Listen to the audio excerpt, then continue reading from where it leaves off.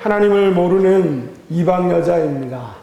그리고 평생을 우상 숭배와 풍습에 젖어 있는 여자입니다. 더군다나 자신의 몸을 팔아 생계를 유지해가는 여자입니다. 여러분이라면 이런 사람을 하나님의 중요한 일에 사용하시겠습니까? 조금 더 현실에 맞춰서 이야기해 보겠습니다. 여전히 몸을 파는 일을 하고 있습니다. 이분이 하나님의 은혜를 받았다고 합니다. 하나님에 대해서 더 알고 싶다고 교회에 찾아왔습니다. 새가족 교육을 받고 세례를 받았습니다. 그러더니 하나님의 은혜가 내게 너무 크다고 여전도회에서 봉사하겠다고 합니다. 여러분 어떻게 하시겠습니까? 남의 일로 들을 때는 그런가 보다 생각했는데 이것이 우리 공동체의 일이 되면, 나의 일이 되면 완전히 상황이 달라집니다. 그런데 하나님께서는 일평생 우상 숭배 가운데 살아가던 여자, 기생이라는 직업을 가진 여자, 가장 천대받고 손가락질 받던 그 라합이라는 여자를 선택하셔서 사용하십니다. 저는 여기서 질문이 생겼습니다. 왜 하나님 하필 라합을 선택하셨습니까? 여리고 성에 이 창녀라는 직업을 가진 여성만이 아니라 그보다 괜찮은 왕족과 국무대신, 장군들, 군인들, 상인들, 아니면 일반 평범한 보통 사람들도 많았을 텐데 왜 그중 한 사람을 선택하면 별 문제가 되지 않을 것 같은데 왜 하나님께서는 하필 입에도 담기 거북한 이런 여자를 선택하셨을까요? 저와 여러분이라면 아주 중요한 일을 해야 하는데, 인생에 너무나도 중요한 일인데 이런 라합과 같은 여인을 그 일에 맡기실 수 있겠습니까?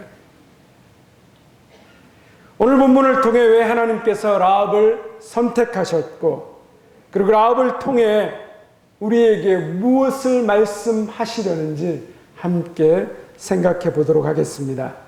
요수아는 요단강을 건너가기 전 가나안 땅에서 제일 처음 만나게 될 여리고성에 대한 정보를 얻기 위해서 2명의 정탐꾼을 보냅니다. 여리고성은 역사적으로 가장 오래된 도시이며 가나안 땅에 있는 최고의 난공불락의 성이었습니다. 요수아는 나름대로 분별과 지혜를 가지고 여리고성의 상황을 파악하고자 원했습니다. 그래서 2명의 정탐꾼을 보냅니다. 우리 요수아서 2장 1절과 2절의 말씀을 다시 한번 같이 읽도록 하겠습니다. 눈의 아들 요수아가 시딤에서 2사람을 정탐꾼으로 보내매 이르되 가서 그 땅과 여리고를 엿보라 하매 그들이 가서 라합이라 하는 기생의 집에 들어가 거기서 유숙하더니 어떤 사람이 여리고 왕에게 말하여 이르되 보소서 이 밤에 이스라엘 자손 중에 몇 사람이 이 땅을 정탐하러 이리로 들어왔나이다. 정탐꾼들은 여리고성에 들어가 기생 라합의 집으로 들어갔다라고 성경은 이야기합니다. 어떤 학자들은 그녀를 여관의 주인으로, 그녀의 집을 여관이라고도 이야기하기도 합니다. 그러나 히브리어 원어에서 라합은 몸을 파는 창녀였다라고 분명히 밝힙니다. 왜 이 2 정탐꾼이 이 기생의 집에 들어갔을까요? 아마 외부인으로서 다른 사람에게 특별한 주목과 관심을 끌지 않고 출입하기에 가장 적합한 곳이라고 생각했기 때문일 것입니다. 그런데 아무도 눈치채지 못하게 성에 잔입했다라고 생각했는데 이스라엘 사람들이 들어왔다라는 정확한 소식이 왕에게 보고가 됩니다. 왕의 자리는 보통의 자리가 아닙니다. 왕에게는 모든 정보가 올라옵니다. 높은 자리에 갈수록 많은 정보를 소유하게 됩니다.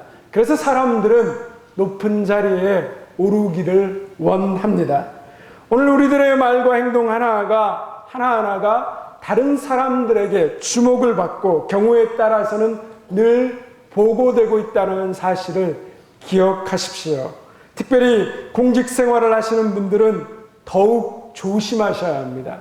섣불리 말할 수도 없고 섣불리 행동할 수도 없는 이 시대가 바로 우리가 살아가는 시대입니다.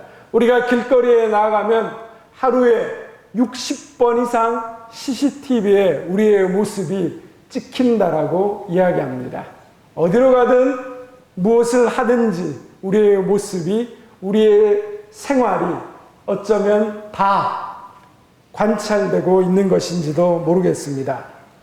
특별히 교회라는 곳은 말들이 정말 많은 것 같습니다. 있는 일, 없는 일까지 다 전해집니다. 그런 일들을 들을 때 우리에게 중요한 것이 무엇이겠습니까? 분별을 잘 해야 합니다. 어떻게 분별해야 합니까?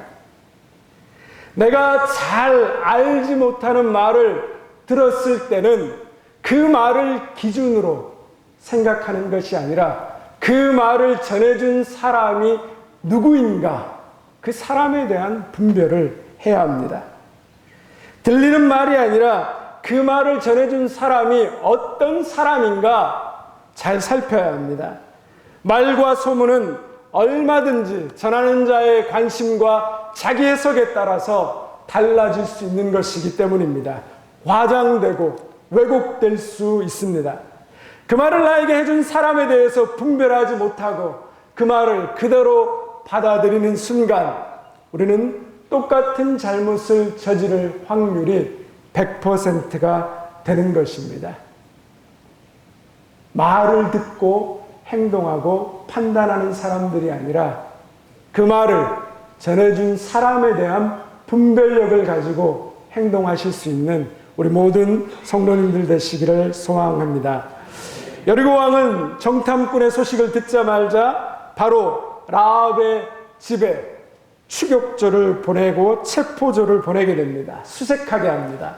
이제 라합은 중요한 결정을 내려야만 했습니다. 3절과 5절의 말씀입니다. 함께 읽겠습니다. 여리고 왕이 라합에게 사람을 보내어 이르되 내게로 와서 내 집에 들어간 그 사람들을 끌어내라. 그러니 온 땅을 정탐하러 왔느니라. 그 여인이 그 두 사람을 이미 숨긴지라. 이르되 과연 그 사람들이 내게 왔었으나 그들이 어디에서 왔는지 나는 알지 못하였고 그 사람들이 어두워 성문을 닫을 때쯤 되어 나갔으니 어디로 갔는지 내가 알지 못하나 급히 따라가라. 그리하면 그들을 따라잡으리라 하였으나 라합은 정탐꾼들을 숨기고 군사들을 따돌립니다. 라합은 거짓말을 하고 있습니다. 아직 하나님을 온전히 알지 못하고 이제 믿기로 결단한 초신자이기 때문에 거짓말을 할 수도 있다라고 우리는 생각할 수 있습니다. 또 한편으로는 아니 어떻게 거짓말을 할 수 있는가? 정의로운 일이라면, 선한 일이라면 거짓말을 해도 괜찮은 것인가? 우리 안에 여러 가지 생각이 있을 수 있습니다. 어쨌든 라합의 집에 들어온 정탐꾼들은 전에 알고 있었거나 본 적이 있는 사람들이 아니었습니다. 더군다나 그들은 여리고 성을 무너뜨리기 위해서 스파이로 파견된 사람들이었습니다. 그런데 라합은 어떻습니까? 여리고 성의 백성이었습니다. 그리고 여리고 주민으로서 수상한 사람이 자기 집에 들어왔다라면 그는 그것을 고발해야 되는 것이 너무나도 당연한 일입니다. 하지만 라합은 이러한 중요한 결정의 선택에서 자신의 왕을 선택하지 않습니다. 자기 민족을 선택하지 않았습니다. 오히려 전혀 알지 못했던 생명부지에 이스라엘의 2명의 정탐꾼을 선택합니다. 람은 무엇 때문에 이렇게 대담한 선택과 행동을 하게 됩니까? 2장 9절과 11절입니다. 우리 함께 말씀을 읽도록 하겠습니다. 말하되 여호와께서 이 땅을 너희에게 주신 줄을 내가 아노라. 우리가 너희를 심히 두려워하고 이 땅 주민들이 다 너희 앞에서 간담이 녹나니 이는 너희가 애굽에서 나올 때 여호와께서 너희 앞에서 홍해물을 마르게 하신 일과 너희가 요단 저쪽에 있는 아모리 사람의 두 왕 시온과 옥에게 행하신 일 곧 그들을 전멸시킨 일을 우리가 들었음이라. 우리가 듣자 곧 마음이 녹았고 너희로 말미암아 사람이 정신을 잃었나니 너희의 하나님 여호와는 위로는 하늘에서도 아래로는 땅에서도 하나님이시니라. 라합이 하는 말이 참으로 놀랍습니다. 여호와께서 이 땅을 너희에게 주신 줄 아노라. 너희의 하나님은 위로는 하늘에서도 아래로는 땅에서도 하나님이시니라 라고 고백합니다.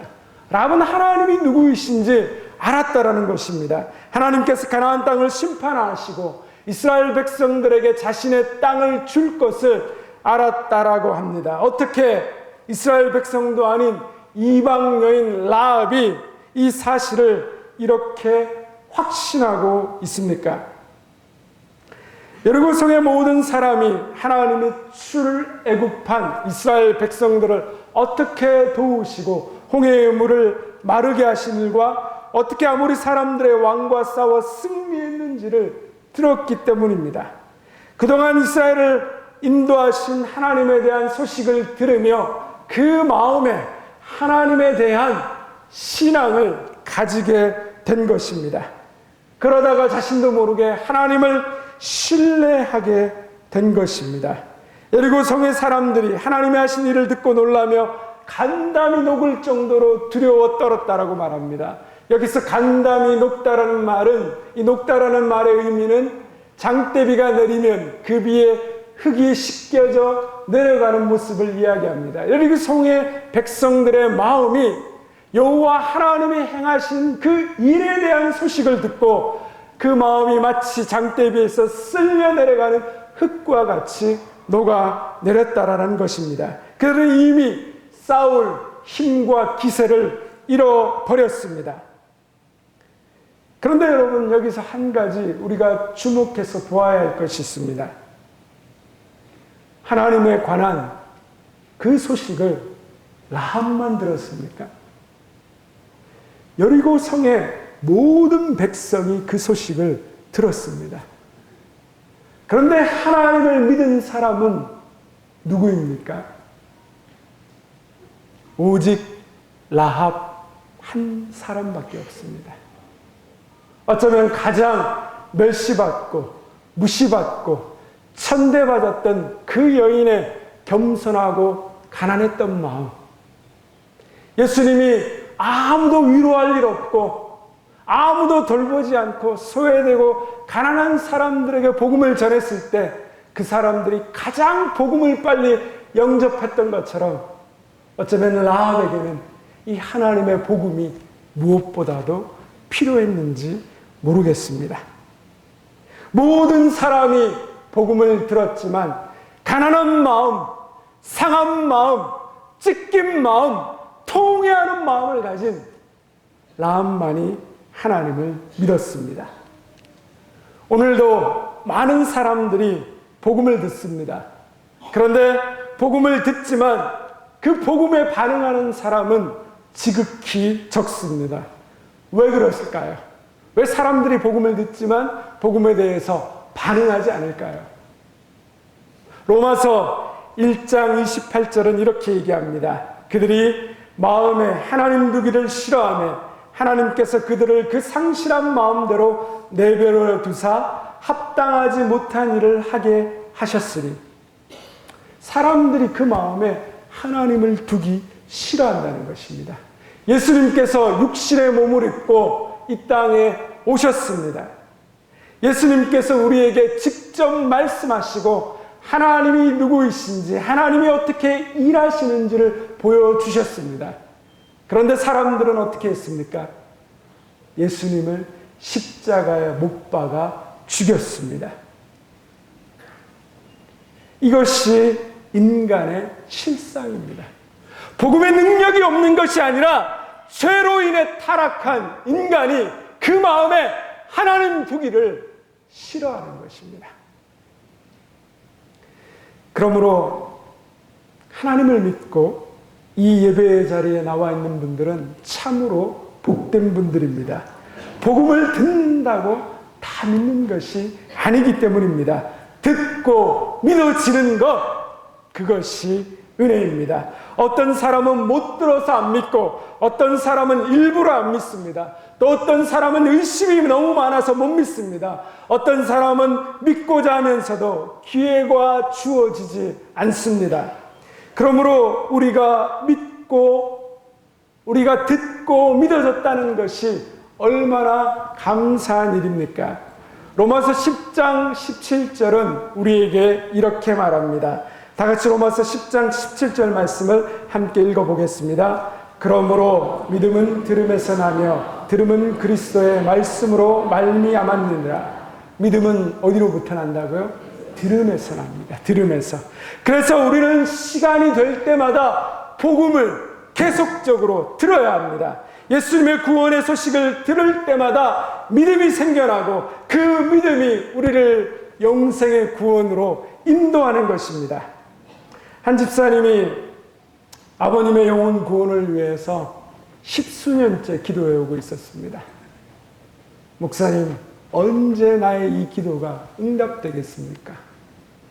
기도하다가 눈물을 흘리다가 다시 한번 아버지께 간청했습니다. 아버지, 다른 거 원치 않아요.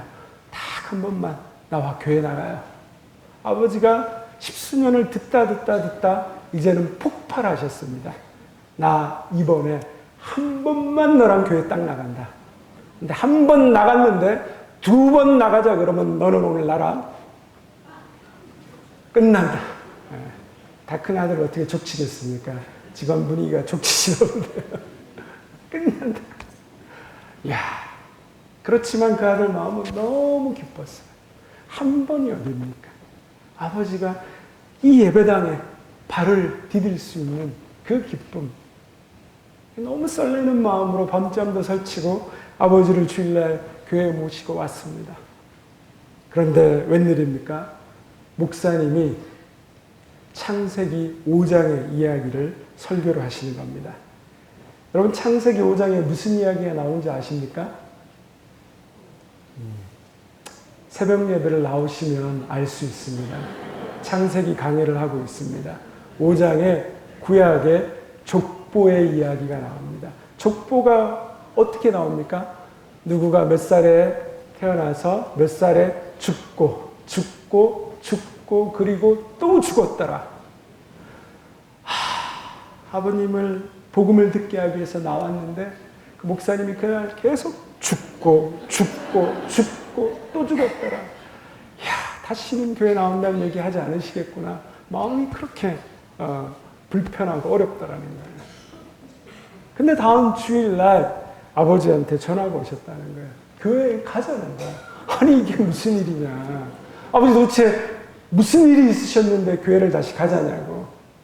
아버지가 설교 시간에 꼬박꼬박 조시다가 죽고 그리고 죽었더라.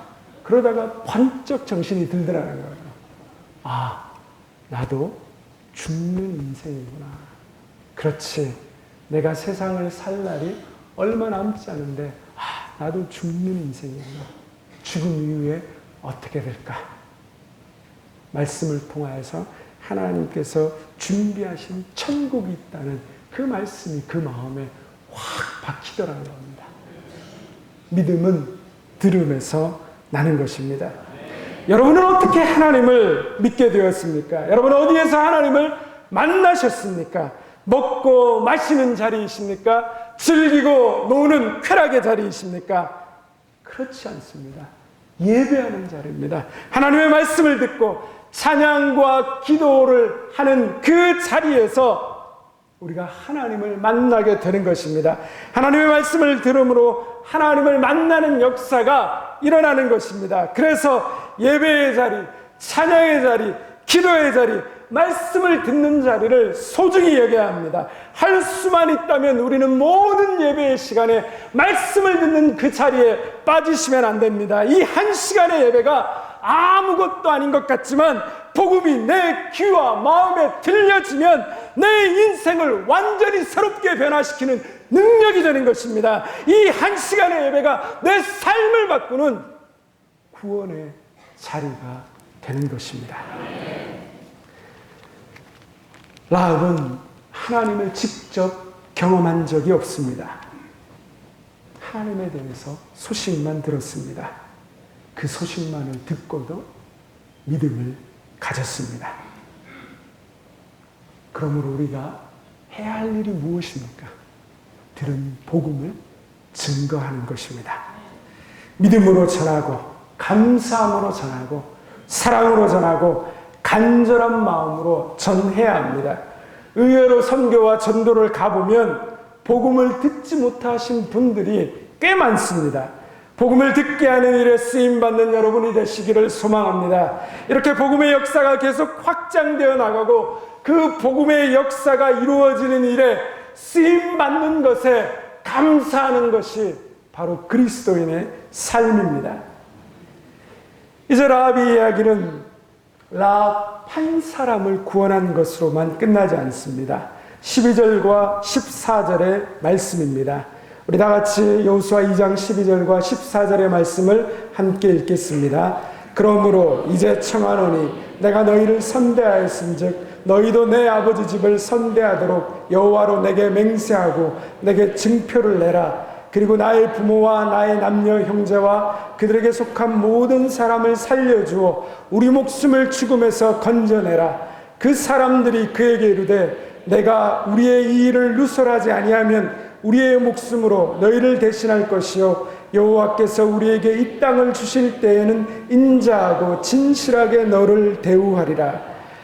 라합이 자신의 생명만을 구한 것이 아니라 자신의 부모와 가족, 여호수아서 6장에 가보면 모든 친족의 생명까지 구합니다. 한 여인의 믿음을 통해서 자신만 구원받는 것이 아니라 온 가족이 구원을 받습니다. 우리 중에도 이런 분들이 계시지 않습니까? 안 믿는 가정에서 홀로 믿음을 가졌는데 그 믿음과 그 간절한 기도와 그 헌신된 삶의 모습을 통하여서 온 가족이 구원받습니다. 한 사람의 믿음이 이렇게 큰 은혜와 영향을 끼칩니다.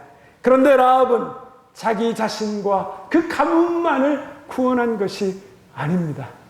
라합이 어느 족보에 그 이름이 올라갑니까? 예수 그리스도의 족보에 그 이름이 올라갑니다. 마태복음 1장 1절과 6절의 말씀을 우리 다 같이 함께 읽어보도록 하겠습니다. 아브라함과 다윗의 자손 예수 그리스도의 계보라. 아브라함이 이삭을 낳고 이삭은 야곱을 낳고 야곱은 유다와 그의 형제들을 낳고 유다는 다말에게서 베레스와 세라를 낳고 베레스는 헤스론을 낳고 헤스론은 람을 낳고 람은 암미나답을 낳고 아미나답은 나손을 낳고 나손은 살몬을 낳고 살몬은 라합에게서 보아스를 낳고 보아스는 룻에게서 오벳을 낳고 오벳은 이새를 낳고 이새는 다윗 왕을 낳으니라. 다윗은 우리아의 아내에게서 솔로몬을 낳고.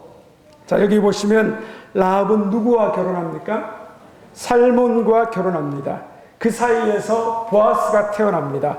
보아스는 룻과 결혼합니다. 그 사이에서 오벳이 나오고 오벳에게서 다윗의 자손으로 예수 그리스도가 오십니다. 라합은 예수님의 족보에까지 오른 영예로운 사람이 됩니다. 그런데 여러분, 이 정도의 믿음과 신앙이 되면 성경에서 기생이라는 그 자신의 부끄러운 과거를 지워도 되지 않겠습니까? 그 한 줄 정도는 지워도 될 것 같은데 성경은 굳이 라합이 기생이었다는 이야기를 반복적으로 드러내고 있습니다. 성경이 그 이유를 숨기지 않는 이유가 무엇일까요? 우리는 성경이 말하는 의도를 발견해야 됩니다. 성경은 누구든지 주의 이름을 부르면 구원 얻는다는 사실을 우리에게 말씀하고 싶은 것입니다. 하나님께서는 진멸의 대상이었으며 사회에서 가장 천대받고 무시받던 라합에게 구원의 손길을 내미셨습니다. 이런 사람도 구원을 받는다면, 하나님을 믿는 자라면 그 어느 누구도 구원받을 수 있습니다. 어떤 죄인도 용서받지 못할 죄인은 없습니다. 누구든지 예수 그리스도의 이름을 부르면 그 이름을 부르는 자에게 열려있는 것, 그것이 구원의 은총입니다. 또한 하나님께서는 라합을 통하여서 한 가지를 더 말씀하고 싶어 하십니다. 하나님께서 쓰시고자 하시면 못 쓰실 사람이 없다라는 것입니다. 우리가 바른 믿음으로 나아가면 어떤 과거를 가졌던 어떤 죄인이건 하나님께서 반드시 쓰시고 구원의 통로로 사용하신다는 것입니다. 그러므로 우리는 어떤 사람이든 그 사람에 대해서 쉽게 판단하면 안 됩니다. 그 사람이 어떻게 쓰일지, 우리는 그 사람의 과거도 잘 알지 못하지만 현재도 잘 모르지만 미래는 더욱더 알 수 없는 것입니다.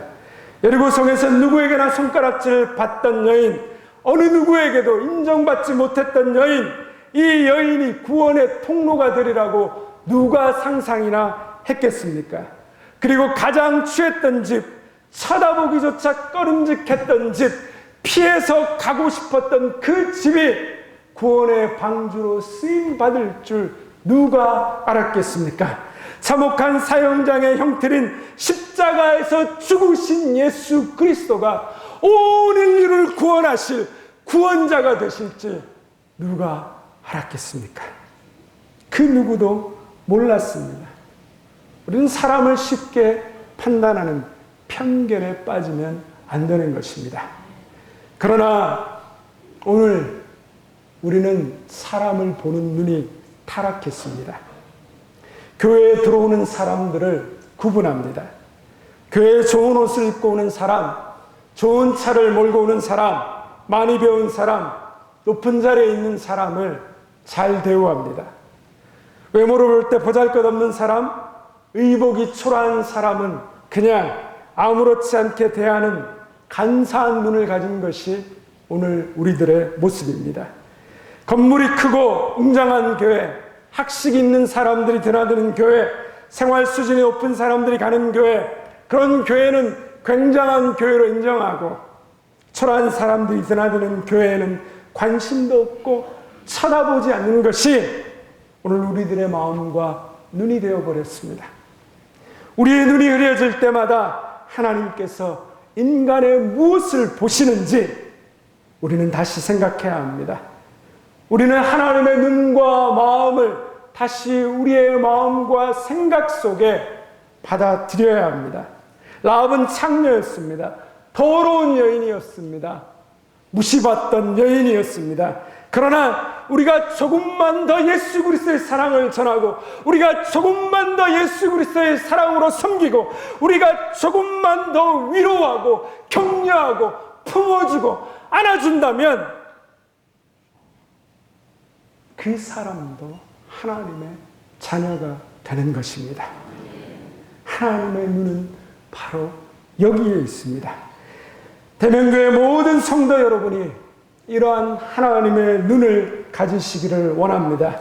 기생 라합을 하나님의 자녀로 인정하는 눈입니다. 이러한 눈을 잃지 않는 이상 교회는 하나님의 사명을 감당할 것입니다. 이 눈을 잃어버리면 왜 교회가 존재하는지, 그 존재 이유에 대해서 우리는 다시 물어보아야 할 것입니다. 물론 우리가 세상에서 경제적으로 나은 삶을 사는 것이 하나님의 복입니다. 많이 공부하는 것도 하나님의 복입니다. 여러 방면에서 인정받고 탁월하고 존경받는 것도 하나님의 복입니다. 그러나 이와 같은 복이 사람을 구별하는 더러운 타락의 요소가 되지 않아야 합니다. 이것이 하나님이 우리에게 요구하시는 것입니다. 저는 대명교회 모든 성도님들이 기생 라합의 인생보다는 모두 다 괜찮은 인생을 살아가시는 분들이라고 여겨집니다. 그러나 우리가 라합보다 외적인 모습은 나을 수 있지만 우리가 라합과 같은 그 믿음을 가지고 계신지 묻고 싶습니다.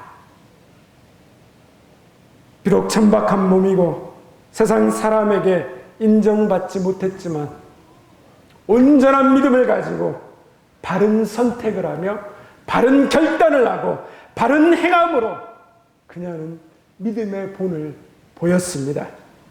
우리가 하나님 앞에 바른 믿음으로 나아가면 부하건 가난하건 힘을 가지고 있건 힘이 없건 학벌이 있건 학벌이 없건 어떤 형편과 처지에 있든지 하나님께서 반드시 사용하시고 구원의 통로로 쓰실 것입니다. 다시 한번 여러분께 묻고 싶습니다. 저와 여러분은 하나님이 쓰실 수 있는 믿음의 사람입니까? 기도하겠습니다.